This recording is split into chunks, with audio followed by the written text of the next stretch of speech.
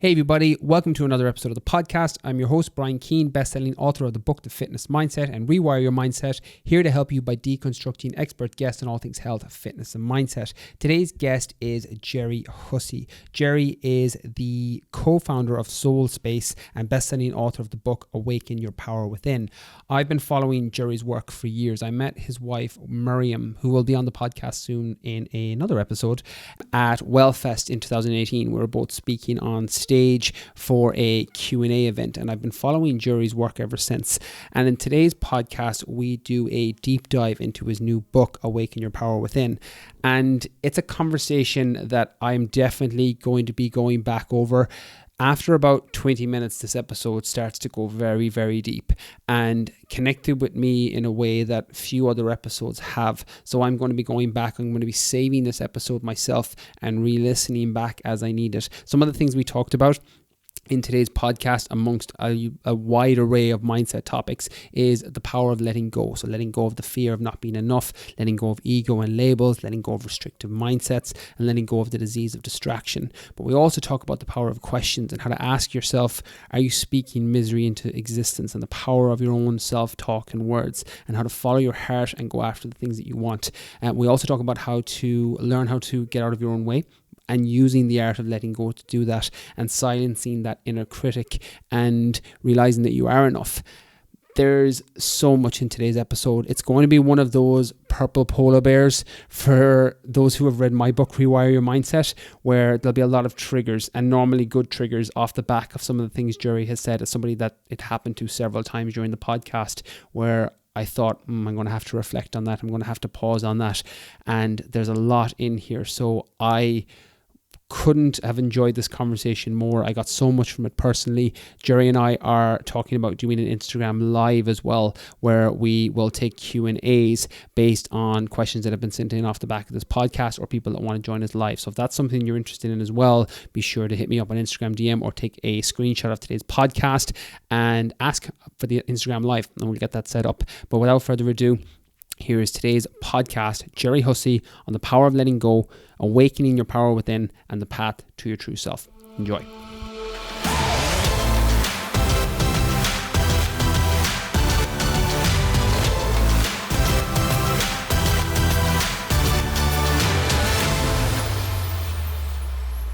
Hey everybody, welcome to another episode of the podcast. I'm delighted to be joined today with my guest, Gerry Hussey. Gerry is a performance psychologist, co-founder of Soul Space, and the best-selling author of the book, Awaken Your Power Within. He has been in human health and performance field for almost 20 years and has been at the forefront of building high-performance teams and individuals in Olympic and professional sport and corporate organizations. Gerry is a leading voice that is challenging us to rethink health and performance in a whole new way, and has integrated approach is one of honesty, simplicity, and authenticity. Through his programs, events, and keynote speaking engagements, he helps clients strip away learned behaviours and thinking patterns and unclutter, clarify, and overcome both internal and external obstacles and challenges, and ignite the best versions of themselves from both a mind, body and spirit perspective. Gerry brings an unrivaled wealth of honesty, experience and infectious passion to everything he does, and I'm really looking forward to talking all things letting go, awakening your power within, and the path to your true self in today's show. Gerry, welcome to the podcast. Hi Brian, thanks very much for having me. Gerry, I've been dying to have this conversation since the book came out, because it has been doing amazing. The reviews, the feedback from people, I've gone through it myself and I've recommended it to several people, because for those who have an open mind to improving themselves and challenging some of their own well-learned belief systems over the years, I think your book goes so deep into, the power of letting go and, that path to your authentic self, which we're going to dissect in today's podcast. But before we do that, I'm very curious, as somebody that writes books on my side, what was your reason for writing this? Why Awaken the Power Within, and why now? It's a great question. You'd wonder in the middle of a pandemic, when I'm trying to rebuild my business, we've just had a little baby boy. You think I had enough going on rather than going writing a book. But Brian, this was always in my head for at least 10 years. I've been lucky enough to be working in this field for over 20 years. I've worked with multiple Olympic champions, world champions, extreme pursuitists, so people that have climbed Mount Everest, people that have done extraordinary stuff. So I've been really fortunate to work with people whose mindset had to be different. It had to be upgraded. It had to be one of resilience and inner calm and self-belief. But the more I looked on the mind, the more I understood about the mind and realized that the mind isn't the brain, and that the two are very separate. And then realizing the whole mind-body connection, I realized that working on the mind wasn't just working on your confidence and your resilience. Working on the mind was actually reshaping your body and reshaping your entire life. And the more we realize that the mind is not the brain, it's so much more than the brain. So I always wanted to write a book whereby I could document some of my lessons, because I was kind of working away in secret. I wasn't on social media. I wasn't on Instagram. And in fact, this time last year was the first time I ever did an Instagram live. So I was just working away, but I also had access to some of the greatest minds on the planet. Some of the people who, have spearheaded, things like, mental fitness, epigenetics, people who have really looked at from a medical, from a neuroscience, from a gut health perspective, what is it when we really dig deep into what is it that we are as human beings. And I wanted to document all my lessons, because I'm not sure how long more I'll work in this field. And for the last 10 years, I wanted to write everything I knew down into a book, because I think it's not just important for people in sport. I think the lessons I've been lucky enough to learn are very applicable to life. I've applied them to my own life, and they have changed my life. So I wanted to take these lessons from high-performing sport and business and make it applicable to everybody that lives a life. And the final part was, there was always something missing in my mind, as in I knew my work was good, I knew it worked, but I always felt I was like an artist looking at a picture, and everybody was telling me it was good, but I knew there was something missing, and I knew there was something that just didn't fit, and I had all the pieces, but to me it didn't fit. So the more I started looking and researching and studying quantum physics, and the more I started to look at what is the universe. So not just looking at what is the human being, but what is the universe? What makes the universe? How does it operate the way it operates? And what is the unified field? The more I began to realize, now I'm approaching this missing piece. And then it finished with me spending a few days with Joe Dispenza and really immersing myself in this. And somewhere along my few days with him, something clicked in my mind, and I left there saying, I know the book, I know what it is, and I'm going to write it now. And I wrote it in 3 weeks start to finish. So it took me 10 years to start writing it. And then once I sat down, once I knew I had that missing link, I wrote it in 3 weeks start to finish. That's amazing, and I'm not surprised with the flow, because you've been in the industry so long, and once you obviously channeled your focus towards that, it was going to come flowing out of you. You mentioned there, Gerry, about the brain and mind being different. What do you think is the biggest misconception people hold when it comes to mindset? You mentioned there about confidence and resilience and several other things, but before we kind of do a deep dive into the book, just in general, from the people you speak with, either at events or when you're doing keynotes, or people who message you on social media or online, what's some of the biggest, or what is the biggest mindset misconception that people tend to hold generally? Yeah, and I think the mind, I think psychology has a lot to answer for kind of losing itself. So a number of years ago, psychology wasn't really taken seriously. And the more we had sports science, and the more physiotherapy, nutrition and neuroscience and medicine became, very statistical. They had great data, they had great images. So you had all of this areas of science and medicine that could, show you incredible research and data and imaging and MRIs, and it became very real for people. And then you had psychology sitting here, and it was like we'd nothing to show you, we'd nothing. And some psychologists then, in an attempt to be more scientific, really latched onto neuroscience. So we began to look at brain imaging, brain chemistry. We look at the neural pathways. We started talking around the synaptic connections, brain chemicals, neurotoxins. And we became very scientific as a profession. Psychology became very scientific. But we missed the point, because psychology is, people will know, ology means the study of. So psychology is the study of the human psyche. Now, psyche means soul. It has nothing to do with the human brain. The study of the human brain, the study of synaptic connections, neurochemicals, neurotoxicity levels, they are really important things for a psychology practitioner to know, but they're only part of the thing. Psychology is the study of the psyche. So when we talk about psyche, or we talk about soul, or we talk about consciousness, we know from neuroscience that consciousness does not exist in the brain. So for instance, people might think that your thoughts are driven, or your thoughts originate in the brain, but we know they don't. We know that the brain is literally a TV set. It is receiving a signal, it makes sense of the signal, and it broadcasts the signal, but it doesn't generate the signal. And even now, one of the biggest scientific journals in the world has this week alone, the big question on the cover is, where is consciousness? So the part of you, Brian, the part of me that is thinking, observing, the part of you that feels emotion, the part of you that thinks, is my life worthwhile?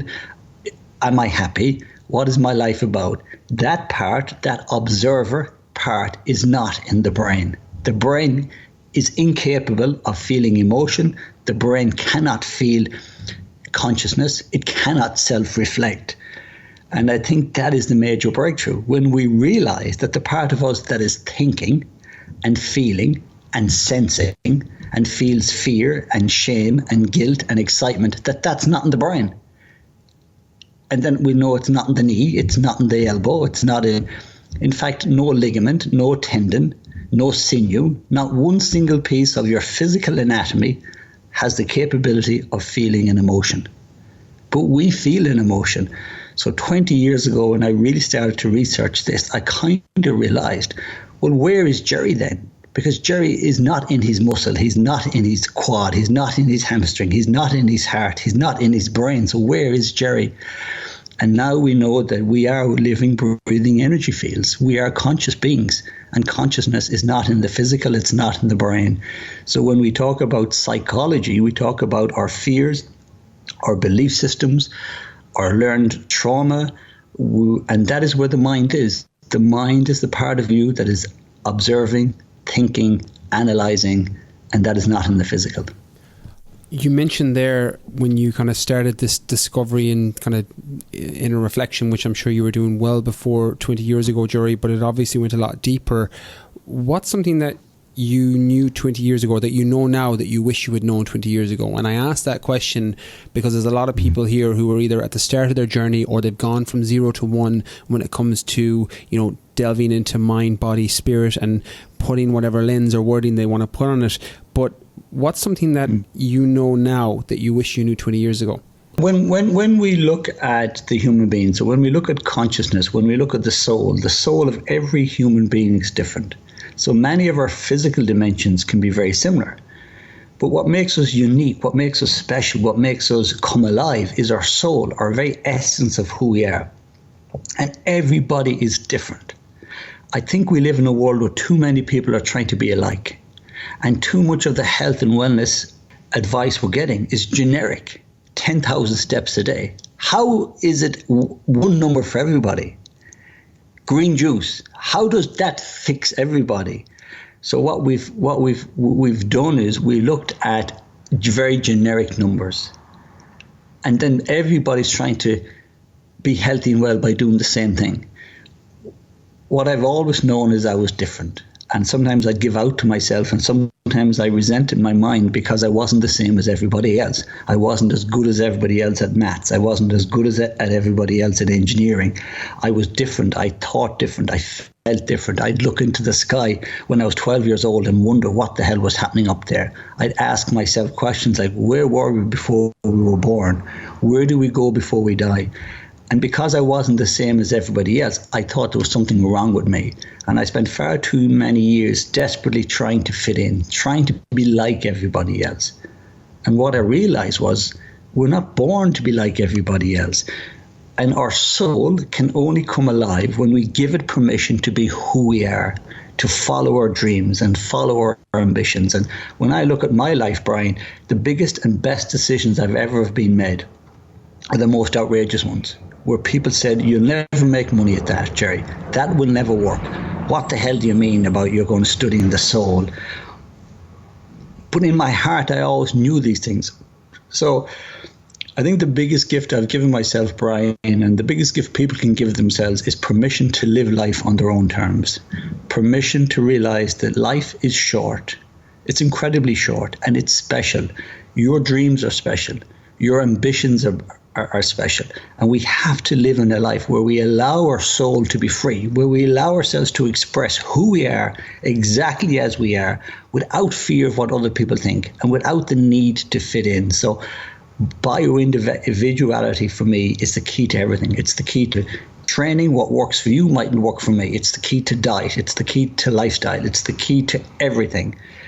But in a world now, too many people are trying to be the same. We're all trying to eat the same food. We're trying to do the same exercises. We're trying to do the same challenges. We're trying to just be the same. And the more we become the same, is the more you're stifling and suppressing your own uniqueness. Such great advice. And it's funny you mentioned that, Gerry, because I had the exact same feeling that you would nearly beat yourself up for being so different. And I always had that feeling throughout my teenage years, my early 20s, of trying to fit in, but it always felt like a square peg in a round hole. I'm like, why am I like everybody else? Or why doesn't my brain, or why can't I think like everybody else? And it wasn't until I completely embraced that.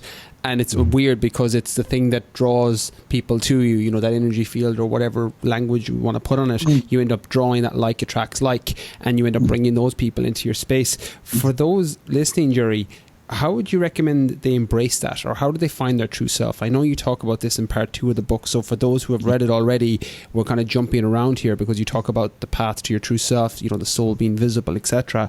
But how would you recommend people embrace that, or listen to that voice, or listen to their soul, or listen to their heart when it comes to, I need to do this, or I feel I have a calling here, but they're not able to do it? What advice would you offer those people? Yeah, I think first it's important to understand what the heart is. So for too long we thought the heart was either just this mechanical pump and all it did was pump blood, or we thought that the heart was some type of, you know, romantic, fluffy language to do with emotions, you know. But now when we study the heart, cardio and neurology, so what we're looking at is the neurons of the heart. And now we begin to realize that the heart has brain neurons just like the heart, just like the brain. So we know now that the heart has its own consciousness. It has its own mind. In fact, the heart can keep operating independent of the brain. So the more we begin to realize the heart, the brain, and the gut all have their own neurons. So we don't have one brain, we actually have 3 brains. And they're all thinking, they're all analyzing, they're all processing data in different ways. So the heart is actually an intelligent system. It has consciousness. It has brain neurons. It is making decisions. The biggest thing we need to know is the brain in your head is actually a threat detection system. It is equipped with amazing technology to remember, to process, and to keep you safe. But the brain acts out of fear. So if we're up in our head all the time and we're trying to live a life that makes sense in our head, we'll always take the safe option, we'll take the easy option, we'll take the status quo option. When we move beyond the brain and we start to enter the energy field of our heart, so not only has the heart got brain neurons, but we know that the vibrational frequency, we know the energy field, and this can be measured, it can be demonstrated. We know the heart has a bigger energy field than the brain. So when we get out of our heads and we ask ourselves about questions like love, if I truly loved myself, what would I do? If I wasn't afraid to fail, what would I do? And it's amazing, Brian, the minute we start to ask those questions, we already know the answer. So everybody in the world already knows the answer. Questions like, is this the life you dreamed about? Is this the job you dreamed about? Is there enough happiness in your life? Do you feel loved? Do you feel lonely? Do you push yourself too hard and beat yourself up? Your heart will give you the answer straight away. And then the only courage we need is the courage to follow our heart. So in a world where we talk about the brain a lot, we have to realize that so much of our mind is actually in the heart. Our hopes, our dreams, our ambitions, our passions, that's not to do with the brain. The brain doesn't understand those things. But the heart does. So it's simply looking and asking, what are the big questions? And I believe that, deep down we all have the answers. But we need time and space to get out of our head, get away from distractions, away from noise, and begin to realize that life, believe it or not, is roughly 900 months. We sleep 300. So we get roughly 600 waking months on this planet. It's incredibly short. And at my stage, at my age, I've less than 300 months left. So what am I waiting for? Whose permission am I waiting for to follow my dreams? Because only me know what makes me happy. So have I the courage to follow it? And then finally, I would say to people is redefine failure. Nobody likes to fail. We all fear failure. So redefine failure. I believe failure is having a dream, having an ambition, and letting it die in your heart, suppressing it and starving it until it dies. Because what happens then is we live a life not that we wanted. We live a life that we think other people thought we should live. We chase goals that aren't even our goals. We chase goals, we chase careers, we chase promotions that don't really make us happy. So if we were to flip success and say that ultimately success is arriving into the person we were born to be. Success is having the courage and the ambition to go after your dreams. And that the only failure there is failing to act on your heart, suppressing your heart. So I think it's giving yourself time and space regularly to ask these big questions. It's having the courage to write down what your heart is saying and begin to act on those. And then finally, it's realizing life is too bloody short to be sitting around and waiting. You get one crack at this life. This is not a dress rehearsal, and it's happening right now. And you're either living a life that's bringing your heart and soul alive, or you're living a life that's suppressing and killing your heart and soul. And what I know from amazing people, and what I know from people that have been majorly successful in business and sport, it comes back to one critical moment, and you say, what did it come down to?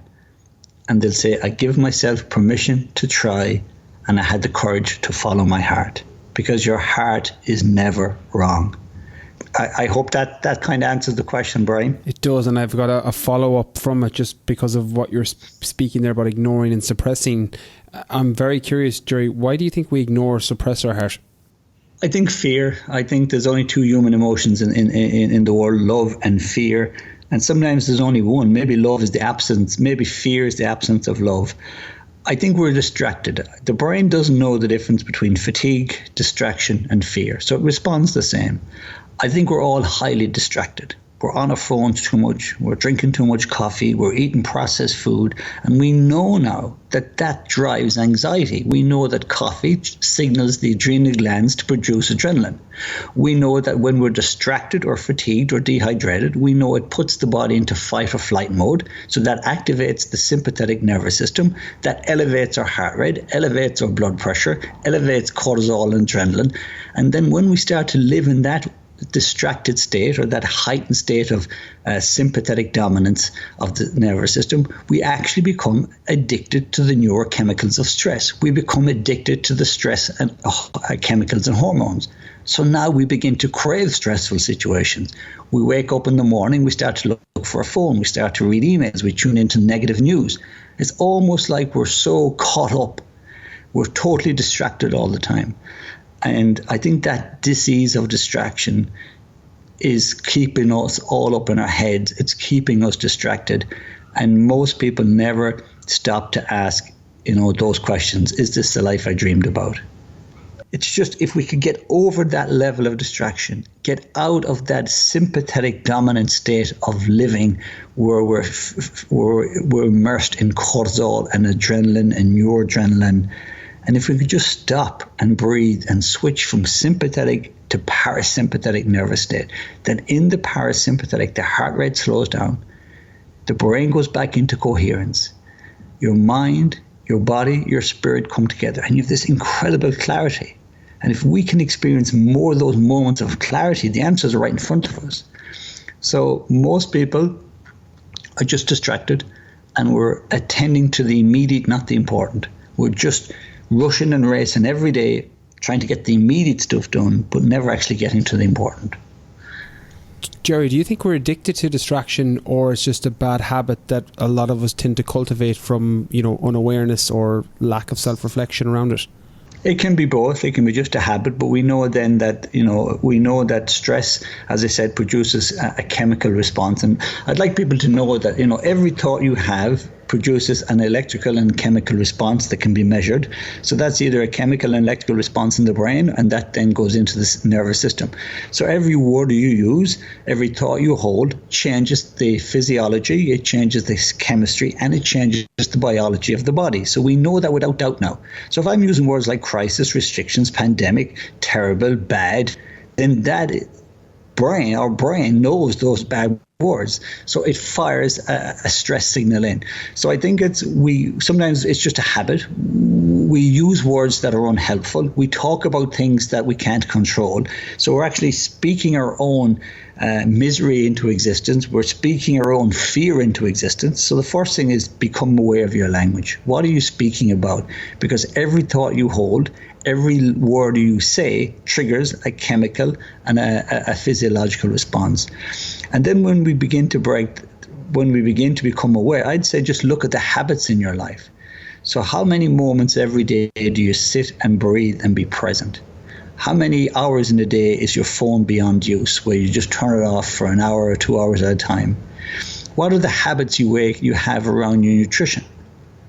And when we become aware of our habits, we realize that most people's state of health, most people's state of happiness are literally down to the habits.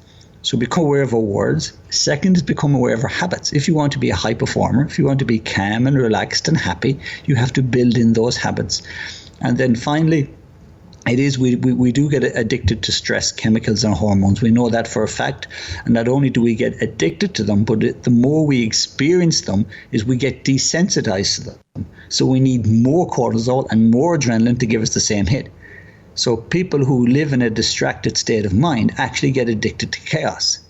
So we have to break the cycle of stress. We have to break the cycle of being in that sympathetic state. We have to break our addiction to those chemicals, become aware of our habits, and we have to build in new habits every day that make us stop, breathe, reflect, and switch from sympathetic to parasympathetic nervous state. Oh, there's so much to unpack there, Gerry, in terms of the power of habits, and the line you mentioned there about speaking our own misery into existence. I think that's such a powerful line, and to consider how your words and the inner talk and your self-dialogue will affect your body's physiology and, effectively the lens in which you see the world, which I think gives me a perfect segue into what I want to talk on next. And when I think of your thoughts, when I think of, thoughts becoming things and, the paths to your true self, I definitely think about the power of letting go, because it's nearly the equivalent of, I want to drive from Galway or Dublin, but there's roadworks in the way. It's like if you have to let go of things, is effectively removing those roadworks before you can get from journey A to B or A to Z. Gerry, talk about the power of letting go. I think it's essential, Brian, and for too long, I watched people talk about health and wellness, and it was always around taking on new habits, taking on new exercise, taking on. But imagine building a house where the foundation isn't even built, and you keep building on new wings and new houses. It's going to keep falling down. So ultimately, we have to ask, what is the basis? And the basis behind everything is our beliefs. What is my belief about myself? When I look in the mirror, am I proud of the person I see? Do I love the person I see? Do I believe that this universe is an incredible place? Do I realize that there's a unified field from which everything is created, and we are connected at all times to that unified field? So therefore, we are one and part of the entire universe. But if we believe that I'm not enough, if we believe that I should be something different, then what happens is we develop this internal relationship with ourselves that's unhealthy. So for me, I believe, there's an expression that I use, and it says, no amount of green juice will alkalize a toxic self-image. So if you believe you're born to be happy, you believe the universe is here to serve you, you believe that, we can't control what happens to us, but we get to control our response, then you believe that there is control in life, and you believe that everything is happening exactly as it should, and you let go of this fear. But if you have this inner belief that the universe is a bad place, it's out to get you, then you're going into fight or flight mode, into fear mode. Or if you look in the mirror and you don't believe in the person you see, you don't love the person you see, then if you don't love you, who's going to love you? If you don't believe that you deserve all the happiness and love in the world, then the universe can't give it to you, because the universe can only give us what we're ready to receive. And how does the universe know what we're ready to receive? Well, it's listening to what we're thinking about. So it's important for the people to know that even our brain has a thing called an RAS, which is a reticular activating system. And this is really important. Long before Google ever came up with analytics, the reticular activating system is constantly deleting. And this, people mightn't understand this, but maybe they will. The human brain can only process so much information, but at any given moment in the universe, there are billions of bits of information, sounds, colors, lights, smells, memories, expectations, self-talk. If the brain was to be exposed to everything that's happening at any time, the brain would be overwhelmed. So the reticular activating system has a simple job. It deletes 60 to 70% of what's happening in the world and makes you conscious of about 30 to 40%. So we see the world not as it is, we see the world through the limited experiences that are left once our reticular activating system deletes most of what's going on. So you might ask, well, how does it know what to delete? Two very simple things. One is it keeps you safe, so it reminds you to eat, it reminds you to go to the bathroom, it reminds you not to walk in front of a car. So at a basic level, it keeps you safe. Secondly, it's asking what is Brian interested in. So whatever Brian is interested in, the conscious mind will go into the universe, it will find more of the same stuff magnified, and you see more of that. So how does it know what you're interested in? Well, it simply listens to what you're thinking about. It listens to what you're speaking about. So if you're talking about restrictions and pandemic and how traffic is terrible and you hate Mondays, then you're saying to the unconscious mind, I want to find out more information that match this. So we have to understand that inbuilt in our brain is a very powerful, incredible system that is constantly listening to everything you think about and then magnifying corresponding data to match what you're thinking about. So we see the world not as it is, we see the world through the lens of our reticular activating system. So if we were to talk about red cars here for another half an hour, Brian, and we talked around how the sale of red cars have gone up, and people would go home tonight, they'd see more red cars than ever. So we become consciously aware, or our reticular activation system consciously magnifies that which you're already thinking about. So if you think about something, you're going to experience more about it. That's just the way the brain works. So that's the power of words. That's the power of self-talk. That's the power of visualization. When we visualize what we want, then we send a message to the conscious mind, this is what I want you to see more of. Most people are using visualization, but they're using it bad, because we wake up in the morning, we think about what we don't want. We think about traffic, we think about restrictions. And the more we think about what we don't want, then that's what we get limited to see. So it's this idea, it's the law of attraction, but it's a very simple system that's inbuilt in the brain, where we consciously only get to experience more of what we're already unconsciously thinking about. That's so important, I think, for people to understand. Like, the reticular activation system is effectively the cognitive neuroscience of the law of attraction. So regardless of whether you fall on the left side or the right side, either way, you're going to get the same end result. It's just what belief system do you want to attach to it. And I think one of the things I do, Gerry, I'm not sure if it's similar with you and Miriam, but I write down all my goals, in first person's affirmations on a whiteboard where I can see them, purely that I can get my brain to subconsciously start focusing on some things that could consciously move me closer to that end goal, whatever that target is, whatever that goal is. And it's something that I do with a lot of people I work with, because you'll start seeing different things. Like the example I would use on this podcast, similar to what you said there about the red cars, is, someone that's looking to get in shape. Now you'll start to see all the diet books, and you'll start to see all the gyms and all the fitness coaches. They were always there. It's just now you've focused your conscious mind towards it. And I think understanding that reticular activation system, understanding the law of attraction to a degree, whatever language you want to put in it, is so important, because you're setting yourself up for success. When it comes to not being enough then, Gerry, I definitely want to pick this apart and dissect it a bit, because I think this is definitely something I struggled with myself in my earlier part of my life, even though the label I put on it wasn't, a fear of not being enough. But when I look back at some of my past histories, when I look back at some of the things I've done, to watch your action, just watch your ego in action, just watch your last 3 reactions. And when I would see myself making decisions from my ego, it was largely coming from a place of a fear of not being enough. So I know there's a lot of people that will struggle with that in different shapes and forms. Can you talk about letting go of the fear of not being enough?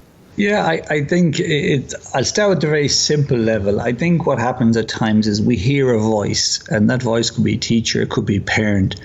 We experience a situation where somebody tells us we're not enough, or someone tells us we're not good enough, or we interpret something as if it's not good enough.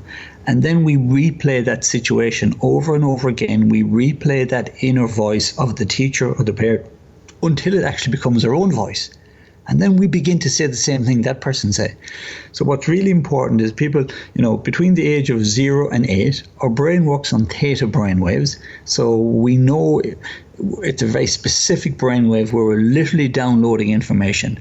And the reason we operate on theta brainwaves for the first 8 years is so we can learn quickly. We can learn language, we can learn fine motor skill, we can learn movement, we can learn language, social cues.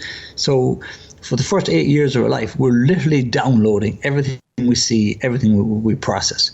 That's why it's really important to know by the time you're 8 years old, a lot of your beliefs around you and the universe have been formed. So if in your first couple of years in your life, you've had a teacher, you've had a parent, you felt not loved, you felt not seen, or you had this voice that just said, I'm not good enough, then that inner voice becomes your own belief. So first thing is around not feeling good enough, listen to the inner voice and ask yourself, is that inner voice my inner critic or is it my inner coach? Would I speak to someone I love in the same way I speak to myself? Would I say things to other people out loud what I say to myself? Do I push myself too hard? And where is this coming from? Who and where was the first time I felt not good enough? So that's one thing I would say, is that inner voice, more compassion, more kindness, treat yourself the way you would somebody else. The second thing about not feeling good enough is around, asking yourself for who and for what. So what is it you're here to do? Who is it you're here to be? So very often we either set a standard, we see somebody and we try to chase that, or we have a fictitious character in our head of who we think we should be, and we're constantly judging who we are against who we should be. But who we think we should be has never existed. The only person that exists is right now. So the biggest question each and every one of us has to ask is, can I unconditionally accept and love myself as I am right now? That doesn't mean you don't change, but at least now if you're changing, it's coming from a place of love, not fear, not anger, not rejection. So can you look in the mirror and begin to see the beauty and the kindness and the magic? Can you focus on the one part of yourself that you love? And can you see that every day? At the end of the day, can you focus on what you did well that day, not the one thing you did wrong? So it's around completely shifting your mindset. It's completely changing how you speak to yourself and how you see yourself, and challenging that inner critic, challenging that inner voice, and releasing this fictitious character of who you should be. Can I accept myself as I am today unconditionally? And then the last piece is, why in a world of 7 billion people, Brian, are so many people lonely? Why do most people not feel enough? And I think it comes down to the human ego. I think that as humans, we tell ourselves destructive and untrue stories. Stories like we're the most enlightened species on the planet. Now, who the hell said that? Because we are the only ones that are wrecking the planet. I wonder, does any other species on the planet look at us and think we're enlightened? Wars and catastrophe and judging and labels. So I think the first thing is we need to stop believing we're the center of the universe. We used to say that the Earth was the center of the universe. We know now, not only is it not the center of the universe, it's not even the center of our tiny little galaxy. In fact, the Earth could go extinct in the morning. The universe wouldn't even notice. So we've these stories, these ego stories, So I think a healthier way is to look at, well, who is the human being? We are just part of an incredible masterpiece. And we are beautiful and incredible, but we're also limited. The human mind is limited. What we know about the universe is so limited. Even the best of human science is so limited. Because science is always changing. It's always proving itself wrong. So science is playing catch up. Science can only describe the world that was created millions of years ago. So somebody's millions of years ahead of the science. So when we learn a bit more humility as a species, we realize that the universe isn't here to serve us. In fact, we are here to serve the universe. So every day we begin to realize that we are part of this masterpiece. If we see ourselves, think of a jigsaw. If a jigsaw piece sees itself as part of the jigsaw, then it feels safe, it knows why it's the shape it is, it feels part of something beautiful, and it feels connected. We are just a tiny piece of an incredible jigsaw that is the universe. But we have forgotten and we have dismissed it to the point where we believe that we are all that matters. Now, if you imagine you take a jigsaw piece out of the box and you put it in a separate box by itself, and you leave it there long enough, eventually the jigsaw piece is going to forget that it was ever part of another jigsaw. It's going to start looking at itself saying, what the hell am I meant to be doing here? Why am I this shape? Why do I look like this? It doesn't make any sense. And when you extract the human being from the masterpiece of the universe, then the human being makes no sense. When you think that we are just mechanical beings and you forget that we are living, breathing energy fields, then we make no sense. So for me, it's around also going that bigger question. We can only be enough when we see and experience ourselves as part of this quantum masterpiece, this energy field of existence. And that we realize that we are just a tiny piece in that. But by being a tiny piece, we now get to be a piece of something incredible. We get to be more than any human being could be by themselves. And in order to do that, we have to dissolve the ego. So the ego wants to understand, it wants to predict. The human ego believes that human science solves everything. I mean, that's laughable. To think that our science, that is constantly changing and constantly proving itself wrong, somehow has the ability to solve the questions of the universe. Our science can't even tell us where consciousness exists. So it doesn't even tell us where we exist. And I think that is what releasing ego is all about. It's saying, I am, without anything else. I am part of something special. And when we, through meditation, we get out of that local field of consciousness, or local field of consciousness is my fears, my beliefs, it's all about me. And when we leave the local field of consciousness, then we become into this, what we call non-local consciousness, where there is no Brian, there is no Gerry, because that's just a physical being. Somebody called me Gerry, but I'm not Gerry. I am the unified field, just like everybody else is. So then when we move into that field of consciousness, there is no identity. There's only being. And the ultimate purpose of being is being. Now we're in a flow state. But there is no thought. There is no emotion. We're just in that space. And that's when I work with high-performing athletes. We move into that flow state where there are no thoughts. It's just, everything is just there and present at that moment. And that golf hole just looks like the biggest hole on the planet. How can I not score? So ego is edging God out. E-G-O. Now God can be anything you mean. It can be a type of God. It can be simply the unified field. It could be this existence state. But in order to be in that flow state of pure consciousness, we have to get over our own ego. We have to learn that we only make sense when we are part of this incredible thing. And when we realize that the part of you that is thinking and observing your thoughts and listening to what you say, that's not Brian, that's not local.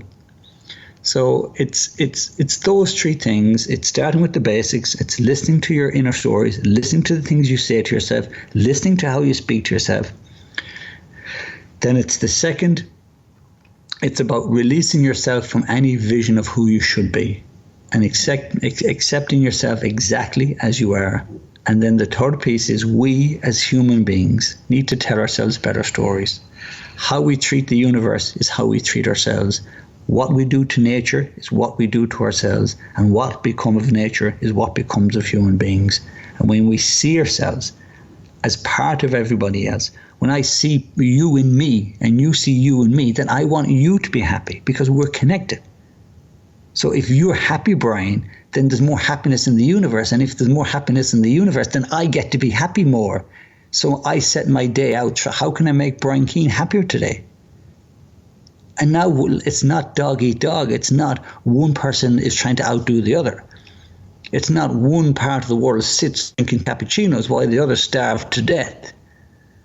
The problems of the world that we face today are malnutrition, where one side of the world stockpiles resources unnecessary while the other world starves.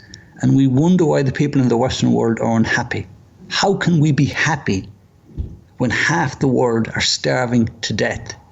So when we see the world as a vibrational frequency, then if half the world are in that state of stress and anxiety, of course we're going to feel it because we're all tapped into the same field. So if we're to live a life where we realize that in order for me to be happy, it's about making other people happy. It's sharing what I have with the world, whether that's food or whether that's knowledge or whether that's a smile. And when we commit to seeing the beauty and the wisdom and the divine in each other, and we stop labeling each other, and we stop trying to outdo each other, and we stop trying to be one up on everybody, and we realize that in order for me to be truly happy, I have to try and make as many other people feel and identify their own happiness. It's a very long-winded answer, Brian, but overcoming human ego is not just the gateway to individual happiness. When we look at so many of the issues we have in the world, it's around because we label, we judge, we dismiss, we stockpile. And when we see every single human life as a beautiful, sacred, and precious life, we start to move in the right direction. That's so powerful, Gerry. Like the interconnectedness there, and my brain was kind of going on overdrive as you were speaking, that, you know, that distillation of ego, and that's something I've had to struggle with. You know, for anyone that's listening, it's probably, and I can only speak from a focal point of one, it's very difficult going from 0 to 1 when it comes to letting go of ego, because it's safe. You know, it's the thing you've been brought up to believe, and, you know, you being the center of the universe, but letting go of that and thinking about the world and the universe as more of an interconnected space, but realize that in order to help yourself, you can help the many. And pulling it back, the self-created identity is something I made a note of here, Gerry, that when I was struggling to break out of that ego cycle, which is something that I think as somebody that came from a fitness background is very prevalent within fitness, where it's me, I. And when I was trying to break that cycle first, I always thought about a line that I think my dad gave me when I was 7 or 8. You know, we're big GA people in Galway. You know, you're from Glenamaddy, and Miriam's from, is it Clarenbridge? Clarenbridge, yeah, Clarenbridge. Yeah. So hurling and football side. But I remember my dad said something to me when I was 7 or 8, that he said, I support Galway because I'm born in Galway. And it's a very, it wasn't meant to be as profound as I think it planted the seed, where I'm like, okay, well, I'm Irish because I was born in Ireland. And you start dissecting those labels and realize, you know, this is my identity is wrapped up. You know, I'm a GA person, I'm from Ireland, I'm a fitness guy. I'm like, these are only things that, you know, by circumstance, as opposed to, and it's my ego telling me this is who I am. And once I was able to remove myself from that, it made it so much easier to deal with that inner critic you spoke about, and realize that this is a fictitious character. This person, Brian Keane, who you've created, is a self-created identity. Who is that? And when you remove yourself and see everything as a whole, I think it definitely relieves stress, anxiety, all those day-to-day issues that we can have when you start focusing on things as a whole. And I think the way you worded it there, Gerry, is so powerful. I'm definitely going to be going back over and re-listening to that a few times just till it sinks in, because there's levels to what you said there. So I highly recommend people save this episode and go back and re-listen to everything you've said, because the analogy of the jigsaw, what you've spoken about from start to finish in today's podcast, is all around that bigger picture and what you can do as an individual to connect yourself to that bigger picture. Gerry, I just have one final question, and I've loved this conversation, and I think everybody listening who has taken any nugget of gold from the many that you've given, if you haven't already, go pick up the book and just read it and have it as a tool book on your counter. Dive in and out as you need to. Read it in its entirety. You know, I'm a big believer that a lot of books are tools, and I think your book is that. It's a toolkit for your mind and how to think and how to challenge some of those belief systems and some of those traumas and those egos and those labels that you've been doing by default up until now. But my final question, Gerry, you've given us so much here today, but I'm very curious if you had one message that you could give to the entire world, or, you know, you talk about your first Instagram live last year, and now you've been putting out a lot of content on social media recently. Instagram, I know with Soul Space, with Miriam, you put out a lot of great content based around what we've spoken about today. But if you could put out one message to everybody on, say, Instagram, which would be X billion amount of people around the world, what message would you give the world if you could do it in one sentence or in two sentences? Yeah, I'd say in one question, what would love do? If you can motivate yourself by love. So if I truly loved myself, if I really believed in myself, and I didn't worry what other people are going to say about me, what would you do? Then go do that. And then secondly, if I was truly loving person, would I walk past that homeless person and not see them? Would I accept all that is happening in the world without speaking up?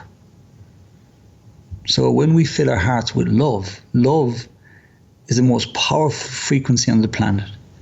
Love is the frequency of the planet. It's the frequency of the universe. And when you do something out of love, you become invincible and unstoppable. So release fear. Ask yourself, what would love do? If I truly loved myself, what would I do? How would I act? How would I speak? Then go become that loving person. And as I said, equally look at the universe and ask, if I was a loving person, what one thing could I do today to help heal the universe? Because the universe is you. Everything in the universe, every tree, every plant, every fish is you. We all share the same thing. We're just different manifestations. So the way I describe it is, think of two waves in an ocean. And, you know, you have a big wave and a small wave. And the big wave and the small wave are arguing over who's the strongest, who's the best, who looks better. And then they both hit a rock and disappear. But they haven't actually disappeared. They've only gone back into the ocean. And then they realize they were never really a wave. They were just the ocean manifested in two different ways. So there are no waves. It's just the ocean moving in different ways. There is no Brian. There is no Gerry. Brian is just a physical representation of the unified field. Gerry Hussey is another manifestation of the unified field, but we're both the same person. We both come from the same place, and we're both returning to the same place. So there's a beautiful expression that says we're just walking each other home. So do it with more love. Do it with more kindness. See yourself as the universe and the universe as you, and treat everybody with the same love and dignity that you would ask to have experienced yourself. I love it. That is, again, I'm so grateful for this conversation, Gerry. And as I mentioned, for everybody that's listening, go pick up Awaken Your Power Within. We've only touched on some of the topics that are within that book that can help transform people's lives and just rewire their mindset so that they live in the life and finding their true calling and finding their true self. Gerry, I can't thank you enough for this. For everybody listening, where is the best place for them to connect with you? Where can they find out more about Soul Space? And where is the best place for people to pick up the book? Yeah, for Soul Space, we have a website, soulspace.ie. We have Instagram. It's at Soulspace The Experience.